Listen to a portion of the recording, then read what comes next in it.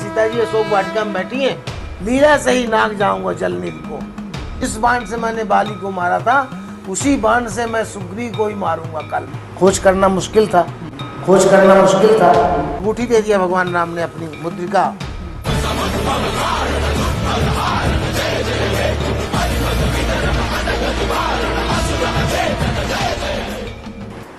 अच्छा डॉक्टर साहब, एक तरफ हम जब देखते हैं कि सुग्रीव के साथ भगवान संधि करते हैं, दूसरी तरफ भगवान बाली का वध करते हैं। फिर ये होता है कि चलिए हम माता सीता की खोज करते हैं। उस बीच वर्षा ऋतु आती है। फिर प्रभु 4 माह तक प्रवर्षण पर्वत पे माता के खोज के लिए इंतजार करते हैं। 4 माह की प्रतीक्षा, क्या मनोदशा रही होगी प्रभु की, जिनकी पत्नी का एक तरफ हरण हो चुका है उस वक्त। वो भी राक्षस हर ले गया है। वो भी राक्षस हर ले गया है। क्या मनोदशा रही होगी? तो देखिए, ये बहुत ही अच्छा प्रश्न है आपका कि भगवान राम ने 4 वर्ष 4 माह वर्षा ऋतु कैसे बिताए होंगे, कि वर्षा ऋतु में चलना फिरना मुश्किल होता है, खोज करना मुश्किल था। तो ये समझ करके भगवान राम प्रवर्षण पर्वत में रुक जाते हैं। किष्किंधा के सामने पर्वत है, वो नगर दूर है। ये बाली नगर के अंदर रहते थे, ये बंदर नहीं थे कि पेड़ पौधे में रहते हो, पूरा महल था, पूरा सब प्रजा रहती थी। ये बार पूछ लगी थी बस। तो भगवान राम कर रहे हैं लीला। पहले ही भगवान ने सीता जी को तुम पावक महा करो निवासा, जब लग करो निशाचर नासा, वो तो निश्चिंत है। सीता जी तो पावक में निवास कर रही हैं, अग्नि में निवास कर। तो छाया गई है जी। तो अंदर से तो कोई है नहीं, लेकिन दिखाना भी है। अगर नर रूप में है तो लीला तो दिखानी पड़ेगी। जी। कैसे? तुलसीदास जी ने एक बहुत अच्छा कहा है कि जथा अनेक वेश धरी नृत्य करे नट कोई, सोई सोई भाव दिखावे आपुन होई न सोई। जैसे नाटक होता है, अगर कोई व्यक्ति पुरुष स्त्री का रोल करता है तो उसको साड़ी पहनना पड़ेगा, स्त्री जैसे बोलना पड़ेगा, जिस चीज़ का वो मंचन कर रहा है उस जैसा बनना पड़ता है, लेकिन वो वही तो नहीं है। इससे भगवान राम विरही रूप से दिखा रहे हैं, लीला कर रहे हैं, नाटक हो रहा है। जब वो तो निश्चिंत है, लेकिन फिर भी दिखाना पड़ रहा है। तो वो क्या होता है, उसमें भगवान वर्षा ऋतु हो रही है, घनघोर वर्षा हो रही होगी, क्योंकि प्रवर्षण पर्वत बहुत बरसात होती थी। बड़े सुंदर जगह पे देवताओं के बनाए हुए, उसमें ग्रेनाइट वाले उसमें रह रहे हैं वो। लक्ष्मण देखु मोर गण नाचत बारिद पेक, ग्रही बिरति रत हर्ष जस विष्णु भक्त कहाँ देख। कहते हैं कि लता देखो मोर नाच रहे हैं। जैसे ग्रही बिरति रत, जो विरक्त लोग हैं विष्णु भक्त को देख के गृहस्थ लोग प्रसन्न होते हैं, उससे से मोर नाच रहा है वर्षा को देख करके। घन घमंड नभ गर्जत घोरा और प्रियाहीन डरपत मन मोरा। स्त्री नहीं है, बरसा गरज गरज के बरसात हो रही है, तो प्रिया के नहीं होने पे मेरा मन डर रहा है। अच्छा। दामिनी दमकी रह न घन माही, खल कै प्रीत जथा थिर नाही। कुछ वर्षा ऋतु का भी वर्णन है। जैसे बिजली चमकती है, स्थिर नहीं रहती, इस तरह से दुष्टों के जो प्रेम होता है, दुष्टों के जो दोस्ती होती है, स्थिर नहीं रहती। वर्षा ऋतु को वर्णन में लिखा, बरसहि जलद भूमि नियर आए, जथा नवहि बुध विद्या पाए। मेघ पास में आके पृथ्वी के वर्षा कर रहे हैं, जैसे विद्या पा करके विद्वान आदमी वो विनम्र हो जाता है। बूंद अघात सहाई गिरी कैसे, और खल के बचन संत सह जैसे। पानी गिरता है पर्वत पे, उसका आघात सहते हैं पर्वत, कैसे?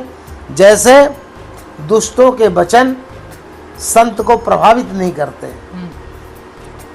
क्षुद्र नदी भरी चली तुराई, जस थोरे धन खल इतराई। छोटी नदियां वर्षा होने से एकदम बाढ़ में आ जाती हैं। जैसे दुष्ट को थोड़ा सी धन मिल जाए तो कूदने लगता है, पैर ऊपर से ऊपर रख के चलने लगता है। भूमि परत भा डाबर पानी, जन जीव ही माया लपटानी। पानी गंदा हो जाता है ना, जैसे जीव में माया लपट गई तो पता नहीं चलता असली जीव क्या है। हरित भूमि तन संकुल, समुझ पर ही नहीं पंथ। जिमि पाखंड वादते, गुप्त होई सतगंत। घास आ गई है, रास्ता दिख नहीं रहा। जैसे पाखंडवाद से, धर्म का जो पाखंडवाद फैलाते हैं, उसमें से सदग्रंथ, सच्चे ग्रंथ, सच्चा धर्म लुप्त हो जाता है। ऐसे ये वो हो जाने के बाद, जो वर्षा ऋतु के बाद जो घास फूस आ जाते हैं, तो सही मार्ग जो है दिखाई नहीं पड़ता है। अर्क जवास पात बिन भयऊ, जस सुराज खल उद्यम गयऊ। खोजत कतहु मिले नहीं दूरी, करई क्रोध जिम धर्म ही दूरी। अब धूल नहीं है। सच संपन्न सोह मई कैसी, उपकारी के संपत्ति जैसी। खेती से भरी हुई जमीन कैसी शोभा दे रही है, जैसे परोपकारी आदमी की संपत्ति देख करके अच्छा लगता है। निशितम घन खद्दोत विराजा, जन दम्भिन कर मिला समाजा। महावृष्टि चली फूट कियारी, जीव स्वतंत्र होए बिगड़ही नारी। क्यारी से फूट फूट के बहने लगता पानी कहीं से भी। ऐसे अगर इसकी स्वतंत्रता दी जाए तो बिगड़ सकती है। कृषि निवारही चतुर किसाना, जिमे पुध तजहि मोह मद माना। अब वर्षा विगत शरद ऋतु आई, वर्षा खत्म हो गई, शरद ऋतु आ गई। लक्ष्मण देखौ परम सुहाई, फूले कांस सकल मई छाई। जन वर्षा कृत प्रगट बुढ़ाई। वर्षा ऋतु खत्म हो गई है। उदित अगस्त पंथ जल सोखा, जिम लोभई सोखई संतोषा। असरिता सर निर्मल जल सोहा, संत हृदय जस गत मदमोहा। अबिन घन निर्मल सोह आकाशा, हरिजन यूं परिहरि सब आशा। कहूँ कहूँ वृष्टि शारदी थोरी, को एक पाव भक्त जिम मोरी। कहीं कहीं थोड़ी बरसात हो रही, जैसे किसी किसी को मेरी भक्ति मिलती है। चले हर्ष तज नगर नृप, तापस बनिक भिखारी। जिमि हरि भक्ति पाई श्रम, तजहि आसमी चार। जैसा वर्षा ऋतु खत्म हो सकती है, खत्म हो जाती है, तो राजा छोड़ के जाता है युद्ध करने, जीतने के लिए। तपस्वी वर्षा ऋतु पार करके फिर वनों को चले जाते हैं। बनिया व्यापार करने जाता है, भिखारी भीख मांगने जाता है। जैसे भगवान की भक्ति पा करके जो श्रम खत्म हो जाता, आश्रमियों का श्रम नहीं रह जाता, भक्ति मिल गई। तो सुखी मीन जे नीर अगाधा, जिमि हरि शरण न एको बाधा। फूले कमल सोह सर कैसा, निर्गुण ब्रह्म सगुण भाई जैसा। वर्णन कर रहे हैं वर्षा ऋतु का। वर्षा गत निर्मल ऋतु आई, शरद ऋतु आ गई। सुध न तात सीता कह पाई। हे तात, सीता की सुध नहीं मिली, सुग्रीव ने खोज खबर नहीं ली। एक बार कैसो सुधि जानो, कालो जीत निमिष महुआनो। एक बार कैसे ही मिल जाए सीता कहाँ है, मैं काल को ही मार करके ले आऊंगा। कतहु रहत रहु जो जीवत होई, तात जतन करी आनो सोई। कहीं अगर जिंदा है यत्न करके मैं ले आऊंगा। सुग्रीवं सुधि मोरी बिसारी, पावा राजकोष पुर नारी। सुग्रीव ने भी मेरी सुध बिसार दिया, राजा बन गया, पुर बन गया, स्त्री मिल गई, तो मेरे को भी छोड़ दिया। मेरे को जो वचन दिया था वो उसको होश नहीं रहा। ये प्रभु की पीड़ा है अंदर की। प्रभु लीला कह रहे। जय सायक मारा मैं बाली, तेई सर हतों मूढ़ कहाँ काली। जिस बाण से मैंने बाली को मारा था उसी बाण से मैं सुग्रीव को ही मारूंगा कल। भगवान गुस्सा दिखाते हैं। जासु कृपा छूट ही मद मोहा, ताकहूं उमा कि सपने कोहा। जिसकी कृपा से मद मोह अभिमान खत्म हो जाता है, हे पार्वती जी, शिव जी कहते हैं क्या उनको कभी क्रोध हो सकता है? जान यह चरित्र मुनि ज्ञानी, जिन रघुवीर चरण रतिमानी। लक्ष्मण क्रोधवंत प्रभु जाना, धनुष चढ़ाई गहे करबाना। लक्ष्मण जी धनुष चढ़ा करके और चल देते हैं गुस्से। तब अनुजय समझावा, रघुपति करुणा सीव। भय दिखाए ले आवो, तात सखा सुग्रीव। सखा है हमारा, मित्र है, उसको भय दिखा करके ले आओ, मारना नहीं है। कृपा के सिंधु है, समुद्र है भगवान। तब वो जब जाता है तब इस पर इधर हनुमान जी को पता लग जाता है कि सुग्रीवों प्रभु काज विसारी। तो हनुमान जी सुग्रीव से कह के चारों दिशाओं में बंदरों को बुलाने भेज देते हैं। तारा को बोल के, इनसे बोल करके अब यहाँ गुस्सा होते हैं लक्ष्मण जी, बहुत गुस्सा होते हैं। फिर वो आगे तारा को कर देते हैं। तारा बुद्धिमती थी, वो समझाती है कि भाई अब ये तो राज मिले, बहुत दिन से परेशान थे इसलिए ये भूल गए थे, लेकिन बंदरों को भेज दिया बुलाने और ये काम शुरू हो गया है। तो फिर ये हनुमान जी और लक्ष्मण जी इनको ले आते हैं भगवान राम के पास।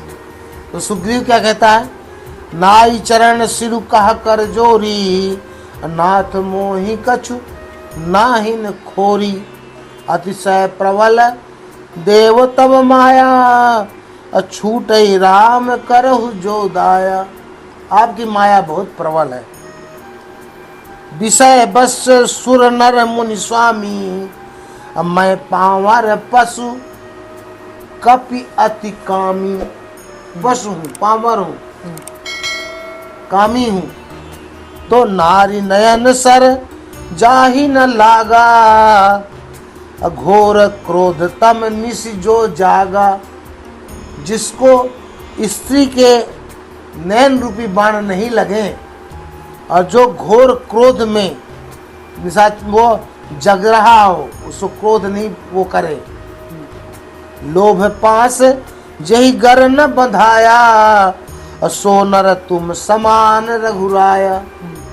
जिसको लोभ मोह पास स्त्री का वो नहीं होता, वो आपके समान ही हो सकता है। मैं तो कामी पशु हूँ, मुझसे गलती हो गई, मैं स्त्री के उसमें फंस गया।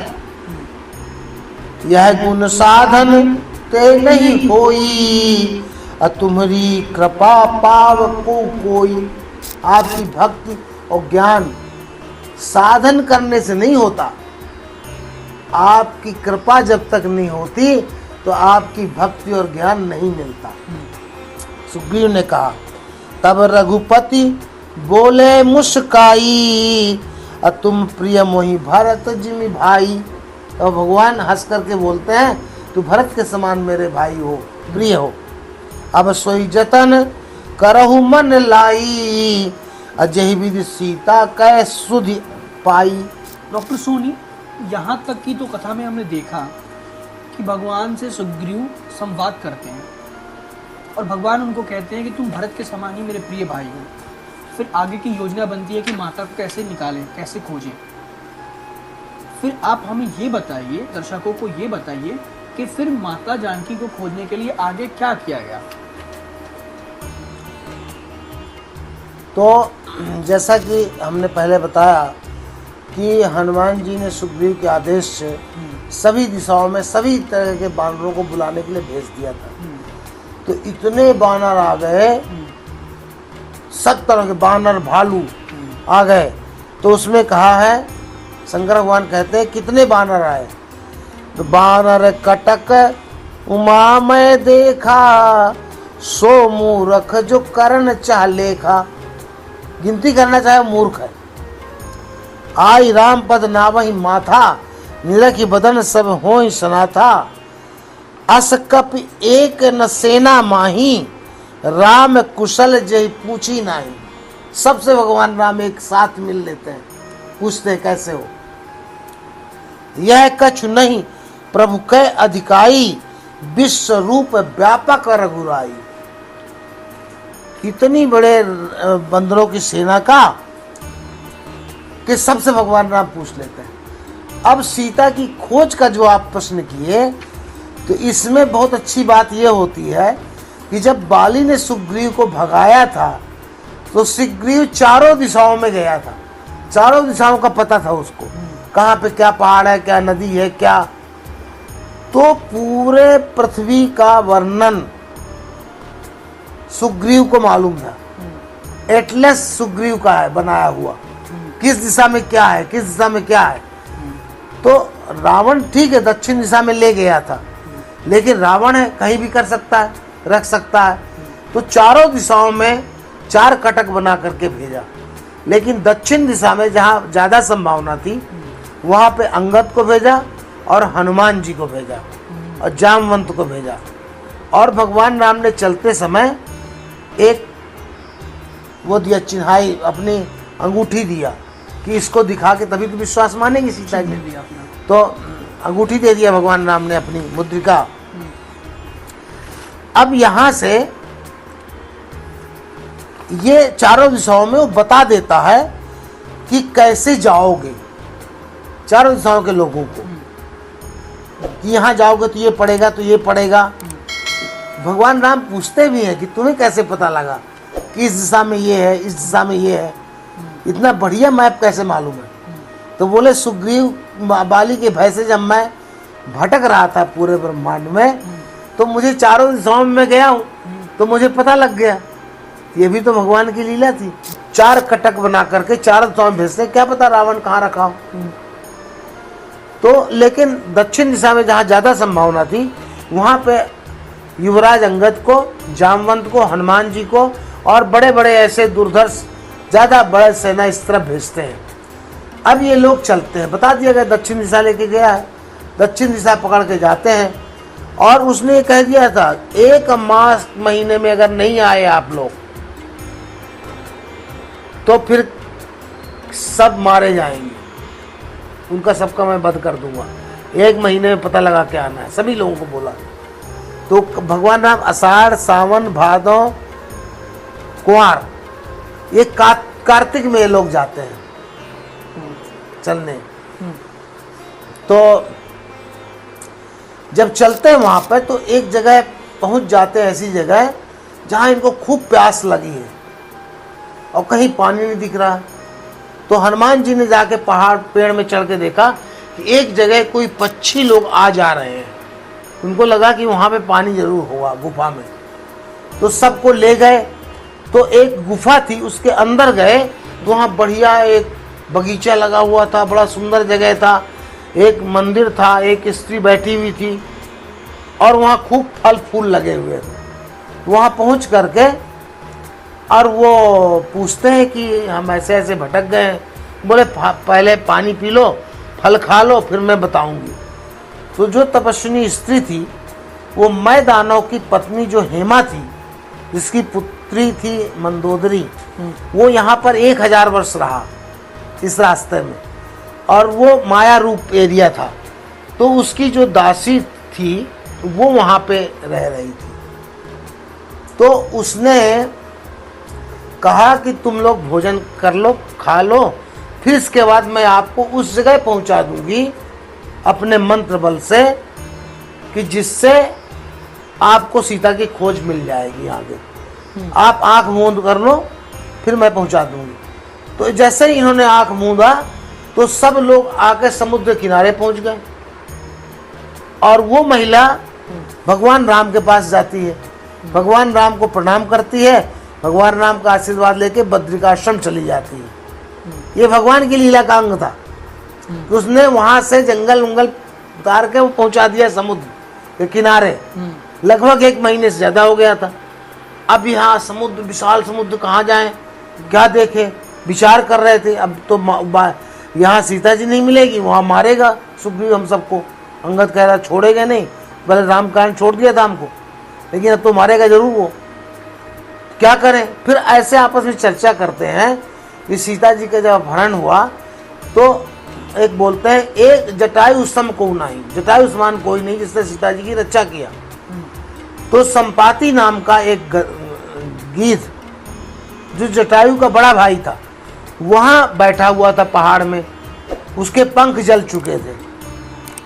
तो वो बैठा हुआ था तो वो सुनता है, भाई बताओ जटायु क्या है। अरे बोले अच्छा भोजन दे दिया है, मैं सबको खा जाऊंगा।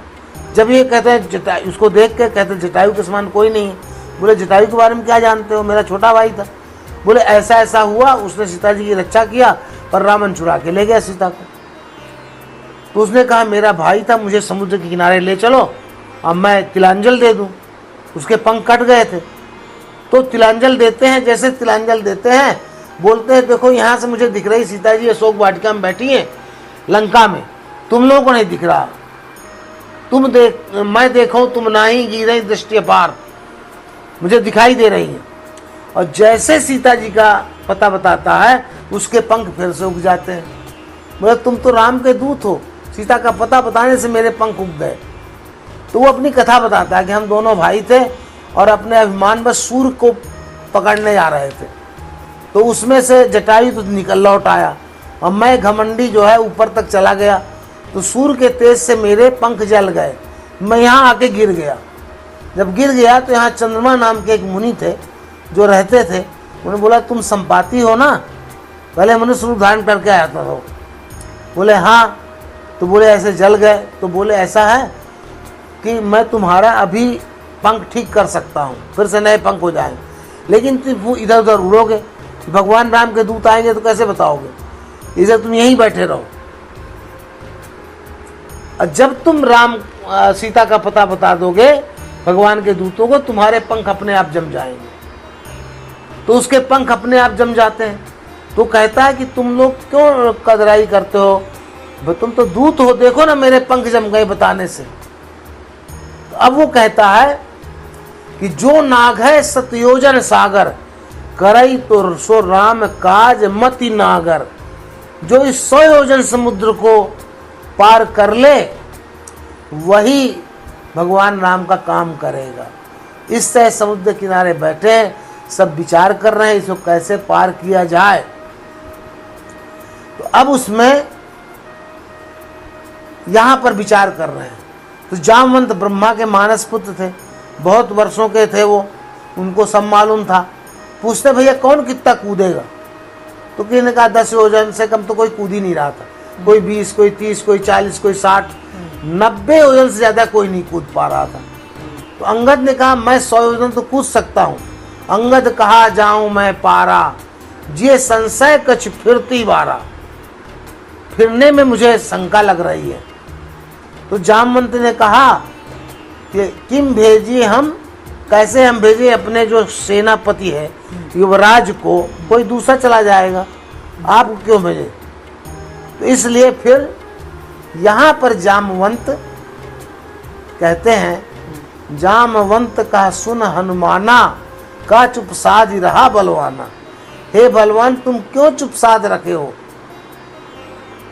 तो हनुमान जी को ये श्राप हो गया था महात्माओं के द्वारा कि जब तक कोई याद नहीं दिलाएगा तब तक तुम्हें अपने बुद्ध ताकत का अंदाज वो नहीं हो पाएगा, विश्वास। कोई याद दिलाएगा तब तुमको अपने ताकत का एहसास होगा। तो जामवंत ने याद दिला दिया। राम काज लगी तव अवतारा, सुन तही भयउ पर्वताकारा। पर्वताकार हो गए हनुमान जी। अब बोले लीला ही नाग हूं जल निधि खारा, लीला से ही नाग जाऊंगा जल निधि को, और कहो तो मैं लंका को उखाड़ के ले आऊं, लेकिन आप मुझे बताइए कि मुझे क्या करना है। हनुमान पूछते हैं। इस तरह से ये प्रसंग यहाँ पे समाप्त होता है। अब सीता जी की खोज में कैसे हनुमान जी गए, क्या क्या रास्ते में संकट आए, कैसे लंका पहुंचे, और वास्तविक लंका कहाँ थी, क्या यही लंका है जो श्रीलंका कहते हैं, या वास्तविक लंका कोई और है जो 100 योजन दूर है, इस पर चर्चा अगले संवाद में की जाएगी। धन्यवाद।